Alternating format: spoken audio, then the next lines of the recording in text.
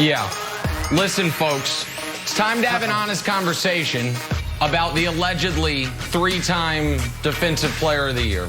This alleged great defensive player who amazingly, somehow, someway, every year in the playoffs becomes a defensive liability. Here's the history of Rudy Gobert and the Jazz in the playoffs. 2017, useless against the Warriors. They're outscored by 47 points with him on the court. 2018 against the Rockets. They're outscored by 62 with him on the court. 2019 against the Rockets. They're outscored by 50 with him on the court. Last year, after going up 3-1, lets Jamal Murray turn into, Michael Jordan, and they're outscored by 14 with him on the court. And this year, after going up 2-0, and then allowing Terrence Mann to become Sleepy Dan Floyd, they're outscored by 45 with him on the court. If your Defensive Player of the Year gets targeted every year in the playoffs on defense, maybe, just maybe, your advanced analytics that say he's the greatest defender in league history should be thrown in the trash. That's all. Go ahead. We can move on. I really missed you, Nick. I missed you. I missed that. Thanks, Jenna. That energy. Hey, if you're going to go all out and impersonate someone, I say lean into it. Lean so far into it, nobody will ever truly know. I cover sports every day. I talk Chiefs all year. I work with a guy who lives, eats, and breathes Kansas City. And until 10 minutes ago, I thought this was Andy Reid. Not Andy Reid. Really? Fake Andy Reid at a real Royals game. So what gave it away? Not the shirt or the ring or the way he chews his gum. His tell? The selfie. See, Andy, like Andy's biggest fan, Nick, would never take a selfie, right? And nor would he have such a big, thick protector on his phone, but mainly the selfie thing. I know Andy, guys. I know him. We're friends. I once tried to take a selfie with Andy, and he said, put that away. Let's have someone take a picture with your non-phone camera, because it wasn't invented yet. Yeah. That's how I know this is not... Selfies didn't exist then. Wait a minute.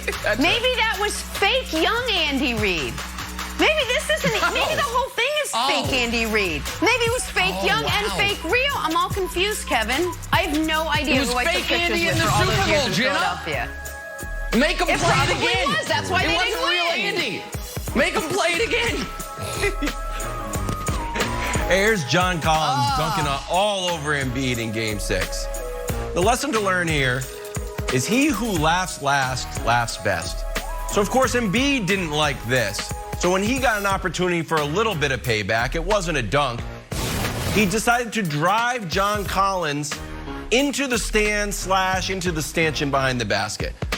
Oddly, he didn't get thrown out for this because you're allowed to basically do whatever you want in a basketball court if you keep your hands up. You can just push a guy all the way out to Broad Street. Doesn't matter. They're like, what do you want me to do? My hands are out here. So now it looks like Embiid's got the upper hand. Oh, no. Let's cue John Collins' press conference, where he doesn't say anything. He decides to wear a shirt with him dunking in Embiid, on Embiid, which means this. He didn't have this shirt made up before the press conference. This guy was so confident going into Game 7. He was like, you know what? Make me a shirt of me dunking on Embiid, and I want to take it and pack it. So when we beat the Sixers, I can wear it to my post-game press conference. Yep. Well done. That's right. Mental warfare, John Collins. Great job. Maybe he had 5 shirts with like 9 different scenes on it. However that whole series ended out. Let's play a little Drawn a Blank. Fair point. Start with Giannis. He packed 2 suitcases, one all with shirts from the designer. Giannis emptied the tank in the Game 7 overtime win over the Nets. 40 points, 13 rebounds to help get the Bucks to the Eastern Conference Finals. Brandon Marshall. Giannis's Game 7 performance was blank. Traditional, Jenna. And welcome back. I didn't say that in the opening segment. Welcome back. We missed you last week. It was a lot of fireworks last week. But anyways, this was traditional. 40 points, 13 rebounds. I mean, this is a 2-time MVP. The cool thing about Giannis is he did it all over the court. Now, it wasn't at a high clip. Obviously, we know he was right underneath the basket majority of the time. but seeing him in the high post, knocking down a shot or two, seeing him on the elbow knock down a shot or two, and then also hit 2 big threes. Now, the big thing about this is the confidence. You know, you would think a guy getting ridiculed and crushed the last 2 weeks would probably be hesitant to pull from outside of the elbow or the high post, but he wasn't. He just shot his shot. He played his game, and like he said a couple of weeks ago, don't get too high, don't get too low. This is traditional, and we saw the great version of Giannis. And it was his signature playoff moment. 40, 13, and 5 on 64% shooting. We've been waiting for this from Giannis. Not just the game, but late in regulation, the critical and one through Kevin Durant, and then the single biggest moment of Giannis's career, minute 10 left in overtime, down 2, KD guarding him on the block. Giannis takes his time, gets his way into a little baby hook to tie the game before Middleton ends up winning it. It was his signature game. That was his signature moment, Wilds. And Giannis finally has a playoff moment to go along with the much-decorated regular season awards.